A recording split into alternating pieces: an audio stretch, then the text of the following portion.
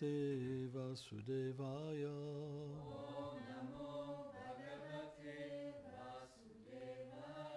Om Namo Bhagavate Vasudevaya.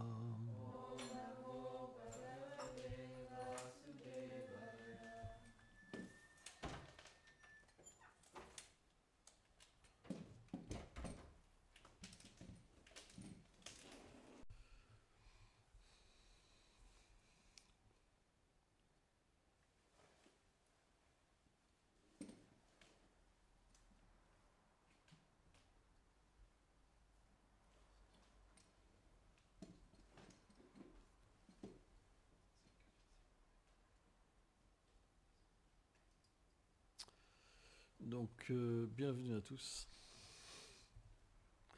Donc aujourd'hui, nous allons lire un passage du Srimad Bhagavatam, premier chant, 15e chapitre, verset 21, c'est ça 22-23.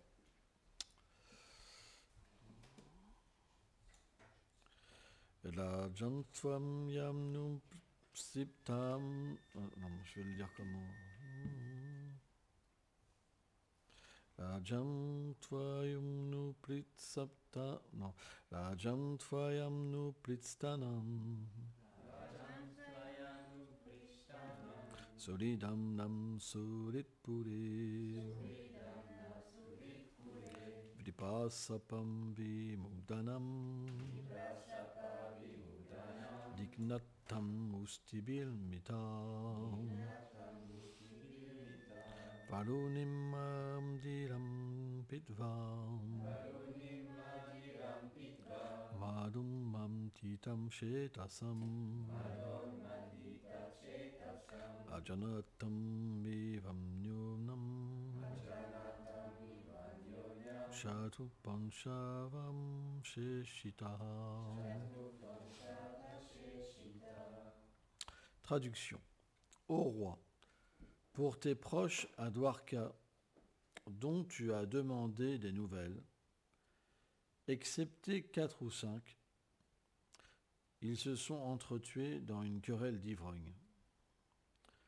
Ils perdirent tous leur équilibre mental à cause d'une malédiction des brahmanas, en buvant des quantités excessives de vin. Ainsi, ils oublièrent même leur propre identité, et ils s'entretuèrent à coups de bâton. Omagyanati milandasya ganam jalam shalakaya. Shakshur meditam janatasme shigulave namaha. Namam Vishnu Padaya Krishna Prestaya Bhutale Shrimate Bhaktivedanta Swaminiti Namine Namaste Sarasvati Deve Golavani Prachaline Nilve Shesha Sunyavadi Prachatya Deshatarine.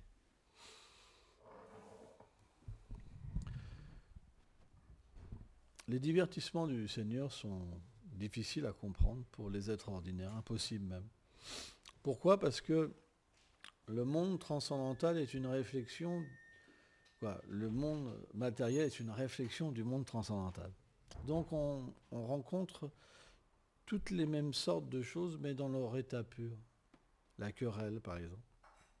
En fait, ce divertissement, il vient comme un arrangement pour que les associés du Seigneur aillent sur une autre planète, un autre univers, pour accompagner le Seigneur suprême. Donc il fallait que le Seigneur fasse un arrangement pour que tous ses associés disparaissent. Vishwanath Chakravarti Thakur explique une chose qui est vraiment intéressante. C'est que de Golok Vrindavan, le Seigneur originel dans sa forme de Krishna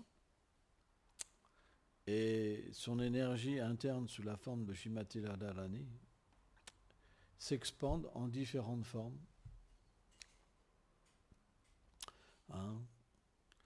Et Balaram, qui est la première expansion de Krishna, se manifeste aussi dans une quantité excessive de dévots. Et tous ces êtres-là s'expandent à nouveau sur différentes planètes, jusqu'à se manifester sous la forme partielle de demi-dieux. Et lorsque les associés en fait viennent dans le monde terrestre, les demi-dieux qui sont des expansions partielles du Seigneur entrent en eux. C'est quelque chose de difficile à comprendre. Et lorsque, par exemple, ils se sont entretués, les corps, Vishwanath Chakravarti Thakur explique, avant de s'entretuer, les associés éternels du Seigneur, en fait, sont partis, déjà. Ce sont les demi-dieux qui se sont entretués. Pas les associés du Seigneur, en fait. C'est très subtil, les divertissements de Krishna. De cette manière, les associés du Seigneur ont été dans un autre univers, avant le Seigneur, et les demi-dieux qui étaient venus aussi, quelque part, se fondre dans la forme des associés du Seigneur qui sont leur origine, ont aussi, quelque part, accompli un divertissement pleinement en s'entretuant.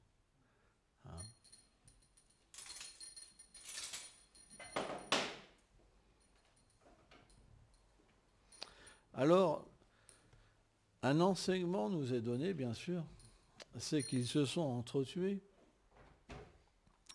à cause d'une malédiction. On devrait toujours faire attention avec les sages, parce que les sages ne sont pas forcément complètement transcendantales. C'est expliqué, par exemple, que certains sages comme Maharishi, par exemple, ne sont pas considérés comme des associés éternels du Seigneur suprême. Ça, c'est les acharyas qui expliquent ça, c'est pas moi. Par exemple, la position de Narada Muni est complètement différente. Narada Muni, il est toujours dans tous les divertissements du Seigneur. À Golok, il est Madhu Mangal, par exemple. Et, avec Chaitanya Mahaprabhu, il est Srivas Thakur, par exemple. Il est dans tous les divertissements du Seigneur. Et il est aussi dans une forme de Narada Muni. Et dans cette forme, c'est expliqué que lorsque s'opère la dévastation de l'univers, alors il y a une dévastation partielle et complète. Quand c'est la complète, Narada Muni, il entre même comme un jiva, en fait, Tata, la jiva Shakti, comme un jiva, il entre dans le corps du Seigneur. Sauf que c'est un associé éternel du Seigneur, il réapparaît en fait dans la prochaine création. C'est expliqué aussi. C'est un phénomène très compliqué à comprendre, Narada Muni. Parce qu'en même temps, il peut aller dans différentes planètes spirituelles, il est aussi dans tous les univers matériels, il prêche les gloires du Seigneur partout. Et il est très cher au Seigneur suprême. Très très très cher. En fait, Srivas Thakur, il y a un divertissement avec Srivas Thakur. Chaitanya Mahaprabhu l'a testé. Il a fait un test, Chaitanya Mahaprabhu. Parce que Srivas Thakur, sa conscience, c'est qu'il n'avait pas besoin de travailler. Le Seigneur pourvoit. Quand on est abandonné, le Seigneur donne tout. C'est simplement ceux qui n'ont pas de foi qui travaillent comme des ânes. Parce qu'ils pensent que c'est par simplement leur force qu'ils peuvent se maintenir. Et c'est pour ça qu'ils génèrent du karma. Mais quand le Seigneur lui a dit qu'il fallait qu'il travaille pour maintenir sa famille, Srivas Thakur, il a tapé dans ses mains. Plusieurs fois, 3 fois je crois, dans ses mains. Et Chaitanya Mahaprabhu, qui connaît toutes choses, il lui a demandé pourquoi tu as frappé 3 fois dans tes mains. En fait, tout ça, ça signifiait que le principe de l'abandon. Si le Seigneur ne me maintient plus, ma vie ne sert plus à rien. Donc je me noie dans le grand jeu. Et comme tous les membres de la famille de Srivas sont au même niveau, on voit par exemple la femme de Shrivas était tellement avancée spirituellement que quand Nityananda, il était dans sa maison, Malati, quand Nityananda était dans sa maison, il redevenait un petit enfant. Il tétait le sein de Malati. Et bien que Malati, elle n'avait pas de lait, le lait apparaissait. C'est la puissance de la bhakti. Elle était tellement avancée que Nitai, il redevenait un petit enfant dans sa compagnie. C'est pourquoi ce n'est pas des personnes ordinaires. Quelqu'un qui est abandonné à Krishna, il a foi en Krishna. Et c'est ça la puissance d'un dévot. C'est qu'il ne tient pas sur sa force. Il ne compte pas sur sa force. Il sait, moi je n'ai aucune force. Et c'est pour ça qu'il prend refuge du Seigneur suprême pour sa protection et son maintien. Au Garavesha, il prend refuge pour son maintien et pour sa protection. Yogakshéma. Donc un tel dévot, comme Prahlad. Prahlad, il était comme un enfant dans les mains du Seigneur. Il ne savait même plus ses gestes quotidiens, ça se faisait tout seul. Quand il allait aux toilettes, par exemple, il était simplement absorbé en Krishna. Et Krishna prenait soin de lui, comme une mère. Parfois, quand il voyait Krishna, il souriait, il riait, il pleurait. Et quand, un instant après, Krishna partait loin de lui, alors il se lamentait. Et comme il se lamentait comme un enfant qui a besoin de sa mère quelque part, alors Krishna revenait. Krishna ne peut pas abandonner ses dévots. Il est lié. Il y a un principe d'amour qui est vraiment extrêmement fort.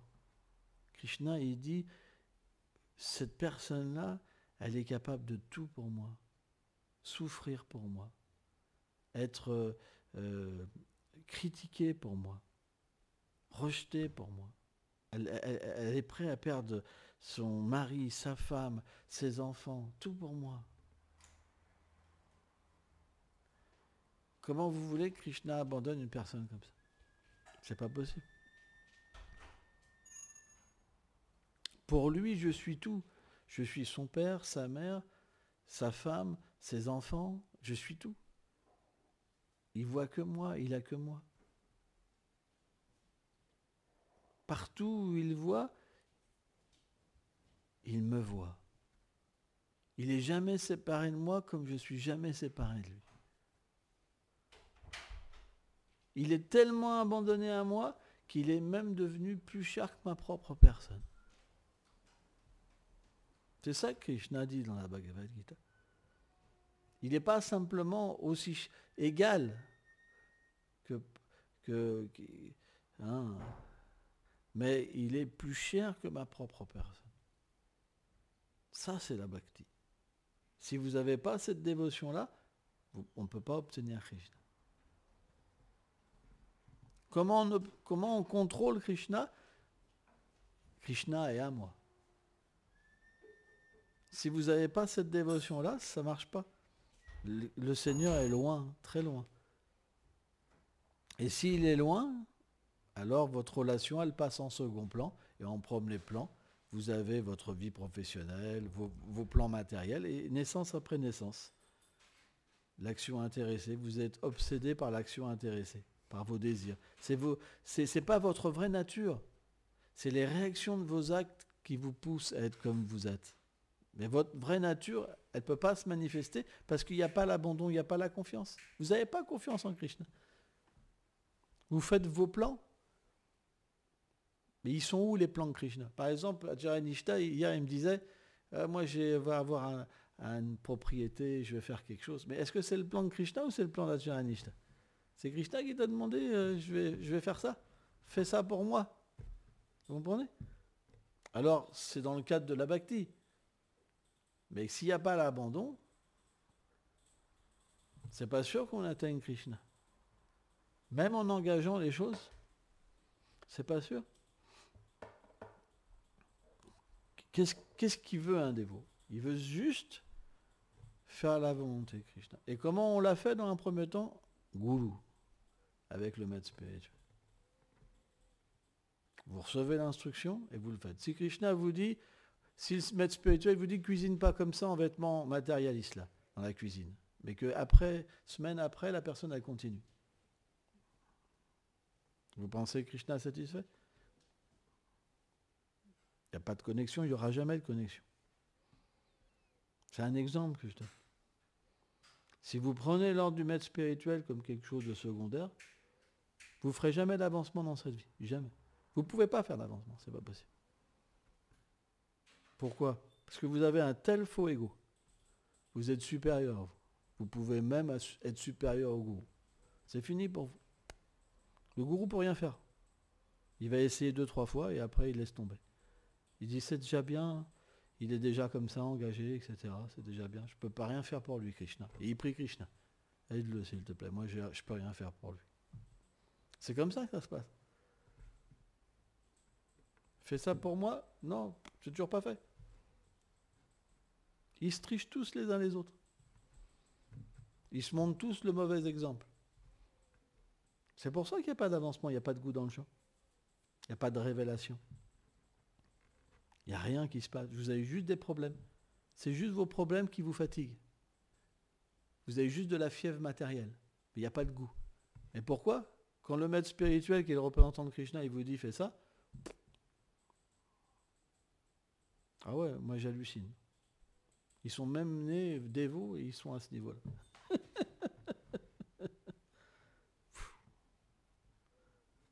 Pas évident. Hein.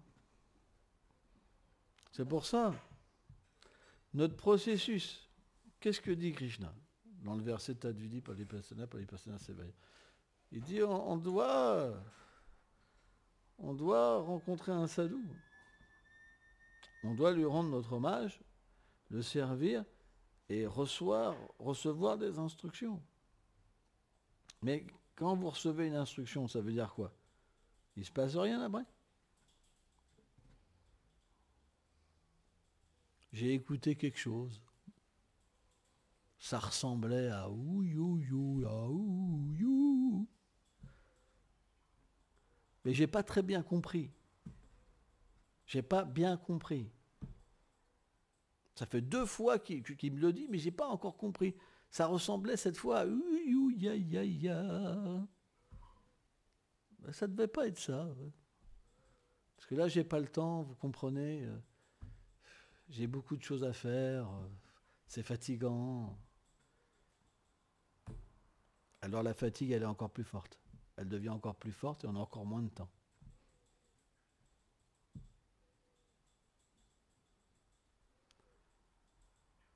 Mais quand on a foi dans le maître spirituel, Krishna nous aide. C'est ça le secret. Mon dévot lui a donné un ordre, je vais l'aider. Je vais lui donner la force, l'intelligence, je vais lui donner la bhakti, je vais tout lui donner. Parce qu'en fait, un grand Vaishnava explique, c'est que le dévot, il est complètement abandonné. Il ne veut rien de Krishna. Il n'a aucun désir matériel. Donc Krishna, il n'y a aucune faille. Krishna essaye de satisfaire son dévot, mais il n'y a aucune faille. Il est abandonné, le dévot. Donc qu'est-ce que fait en fait Krishna? C'est qu'il donne du plaisir au gourou en faisant avancer son disciple. Parce que quand le disciple avance, le maître spirituel est content. C'est de cette manière-là que Krishna satisfait son dévot. Donc dès que vous avez foi dans le gourou, dans les instructions du gourou, Krishna vient, il est tout de suite là avec vous.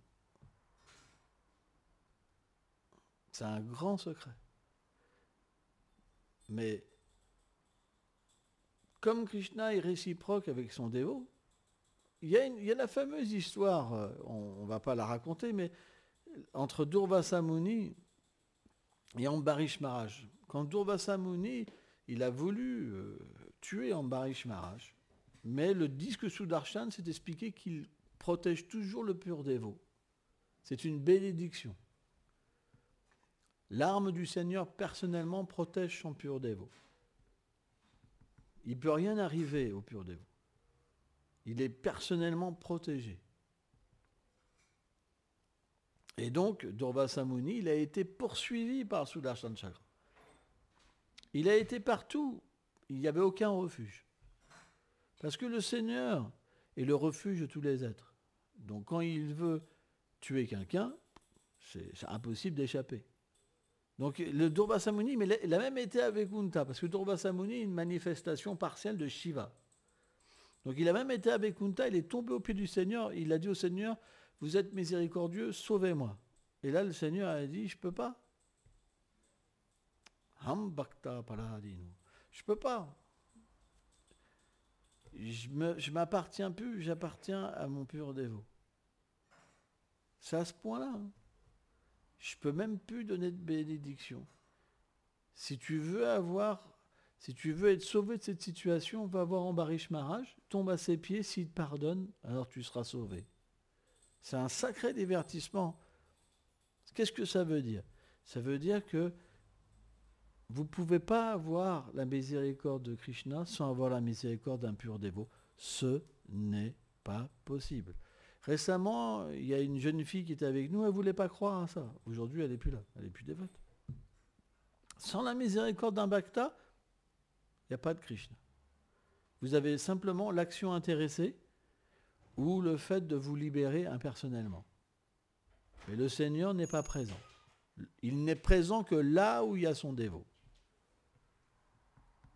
C'est un point très important. Si vous négligez le gourou, Krishna vous abandonne.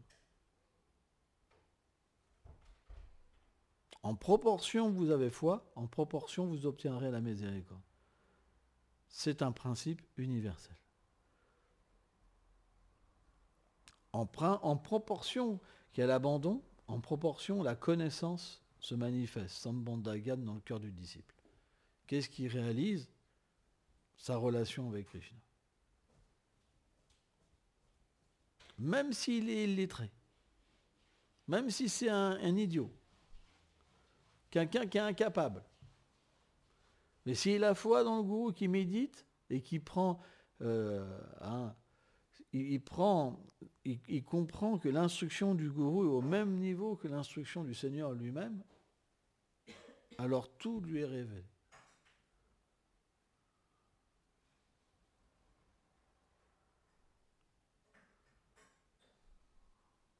Donc, on doit faire attention. Et là, naturellement, qu'est-ce qui s'est passé dans ce divertissement? C'est que les enfants ont voulu jouer avec les singes. C'était le fils de Krishna qui a fait ça. C'était qui Salva, c'est ça, qui avait mis une boule là, il s'était déguisé en femme.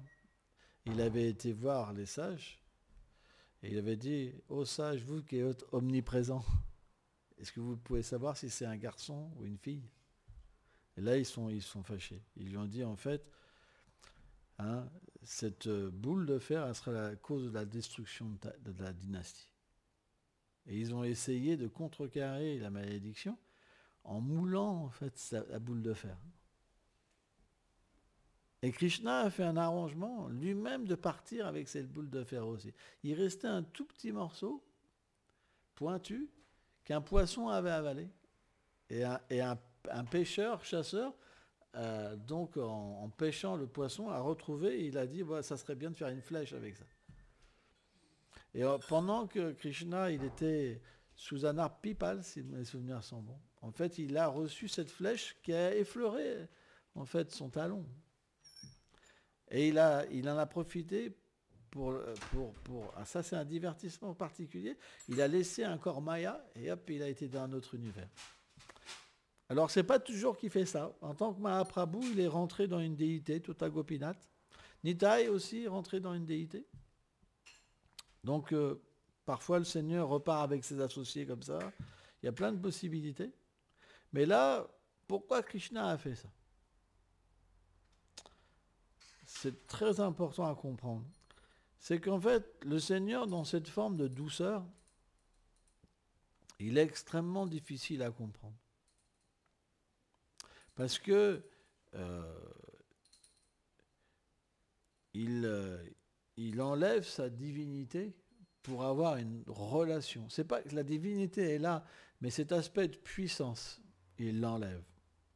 Et il manifeste sa douceur pour avoir une relation avec ses dévots. C'est pour ça que c'est très difficile à comprendre, Krishna. Extrêmement difficile. Et donc, naturellement, pour que ce fluide, et aussi que pour que ces dévots puissent comprendre et que les êtres athées puissent douter, il manifeste comme ça des divertissements pour que chacun, selon sa position, puisse continuer et évoluer.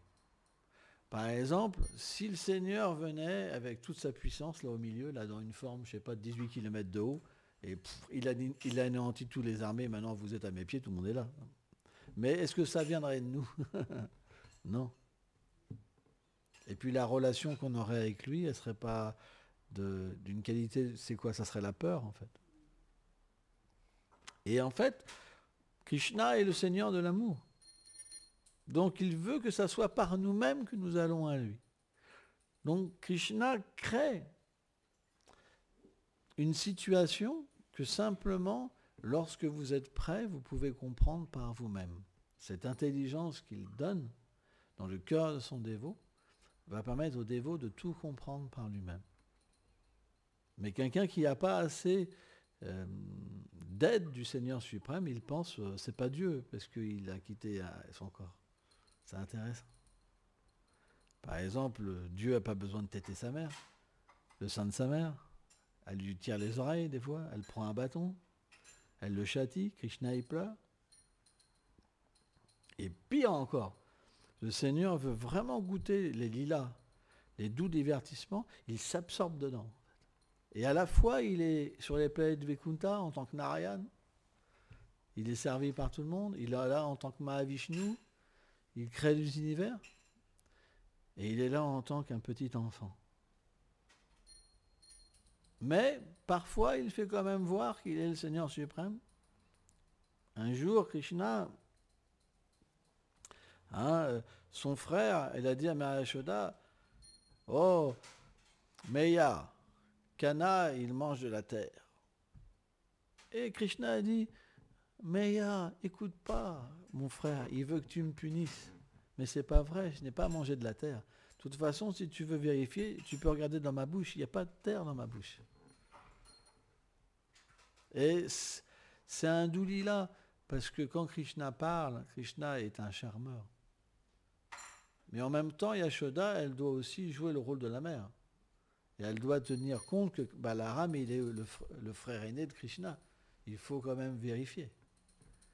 Et qu'est-ce qu'il y a de plus beau que de regarder dans la bouche de Krishna?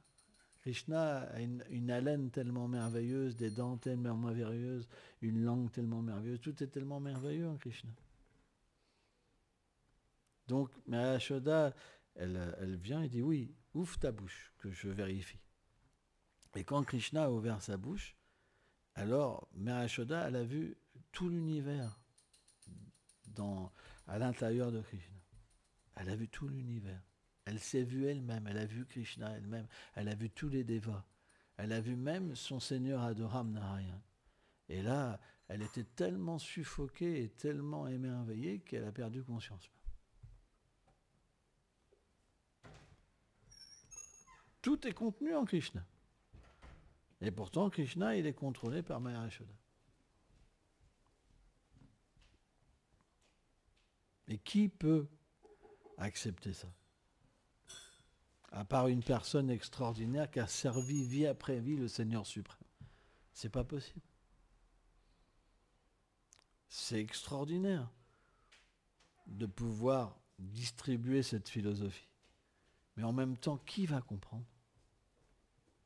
Quand vous distribuez des livres, qui va comprendre? Simplement des gens qui ont déjà pratiqué des vies passées, ce n'est pas possible. Les gens, ordinaires, ils prennent refuge dans la religion qui donne des biens matériels et qui permet d'être heureux matériellement. C'est pour ça, dans ces religions-là, il y a des milliards de personnes. Mais jamais ils obtiennent l'amour de Dieu. Ils obtiennent simplement plus d'attachement matériel.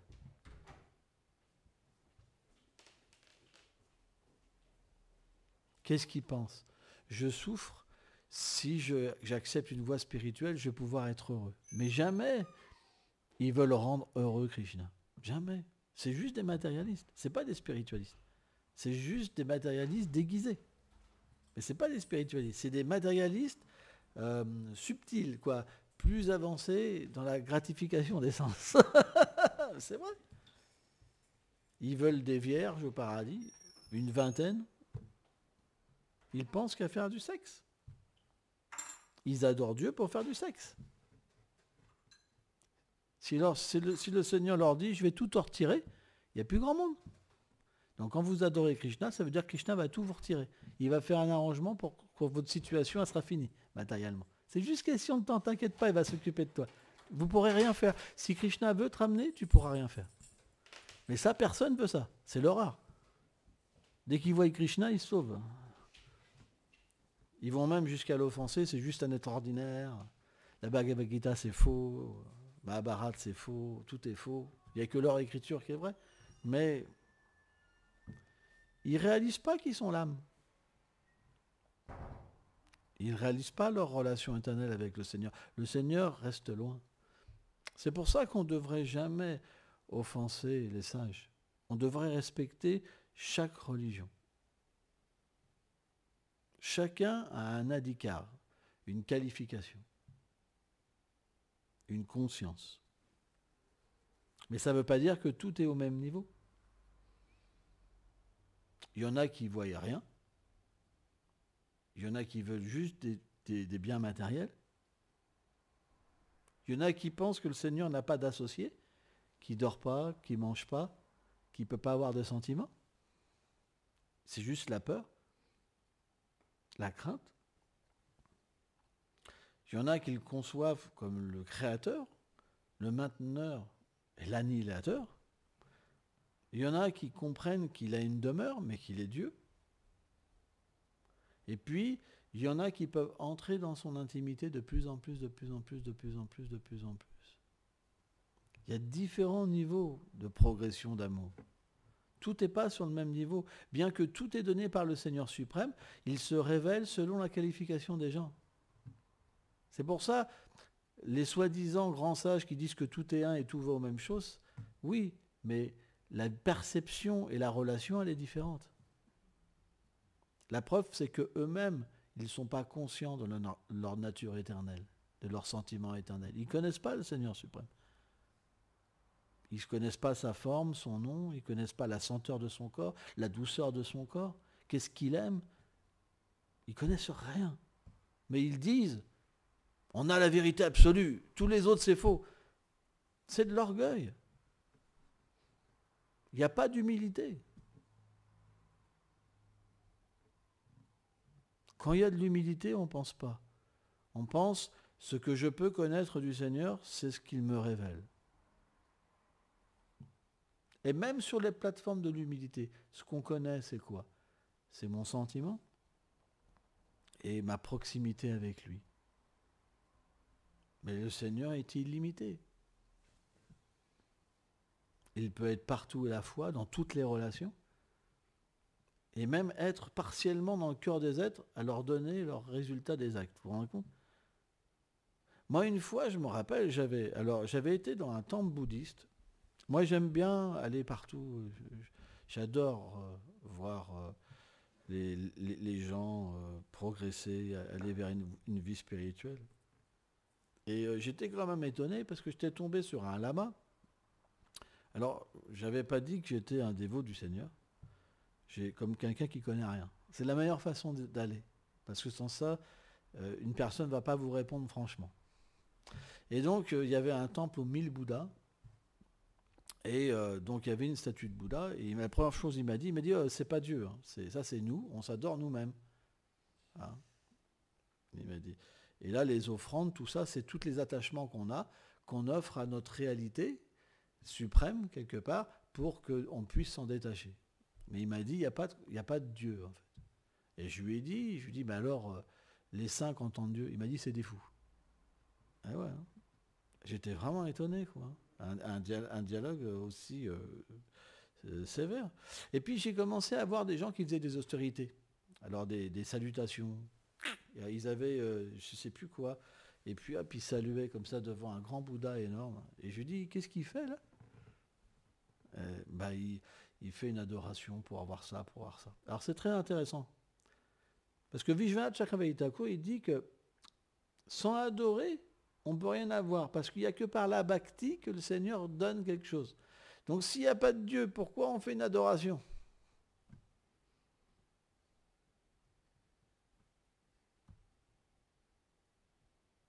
Intéressant.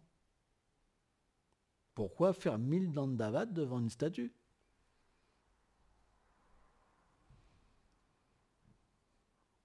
Ils n'ont pas la conscience pour comprendre qu'ils adorent. Mais ils adorent quand même, inconsciemment. Parce que sans ça, ils n'obtiennent rien. C'est intéressant. Krishna a dit, je suis le maître des sacrifices, etc. Je suis le contrôleur suprême. C'est moi qui donne en fait tous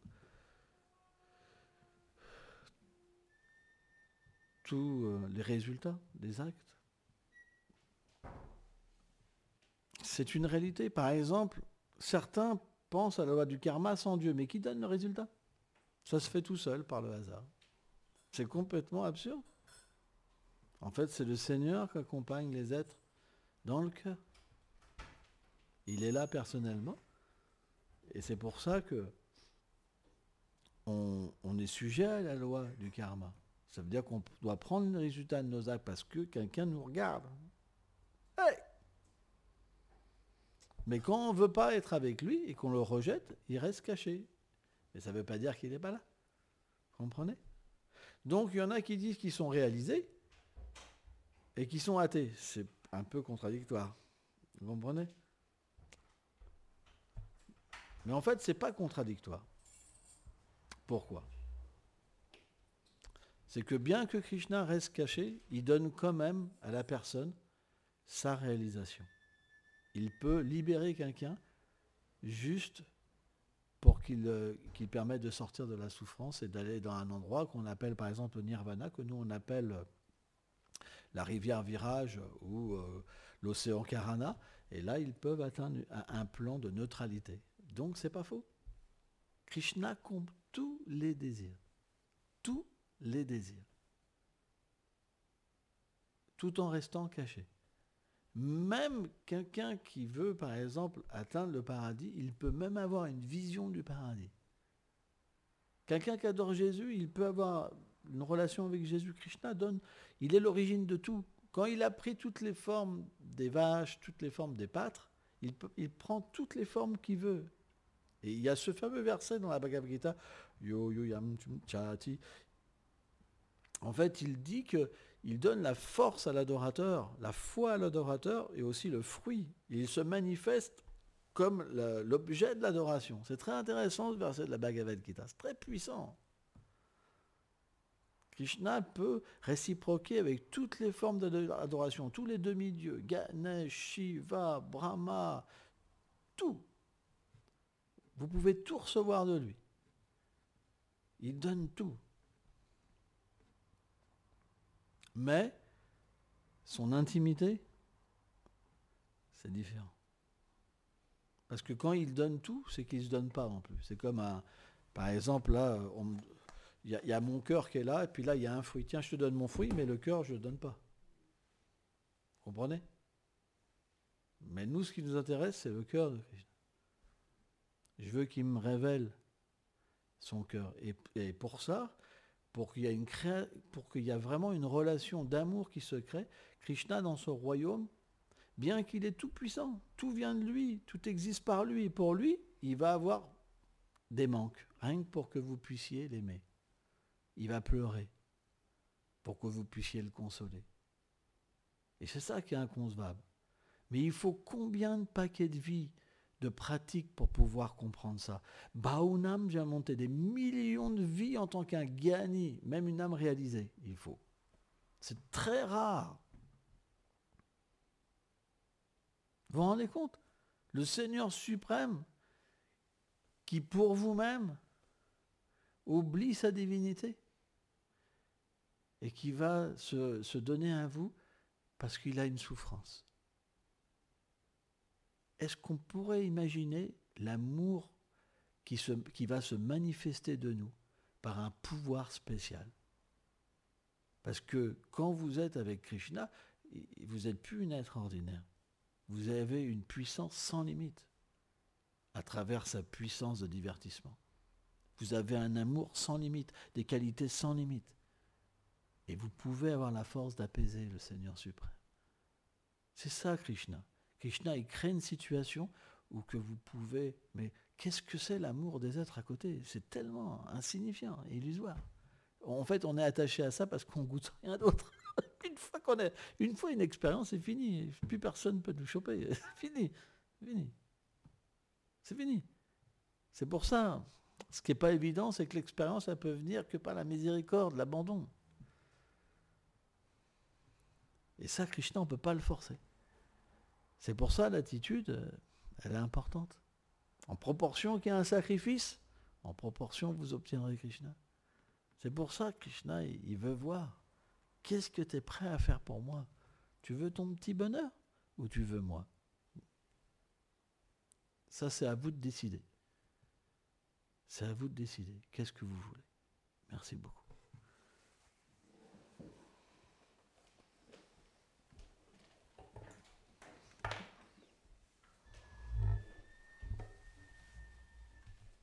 Suspense.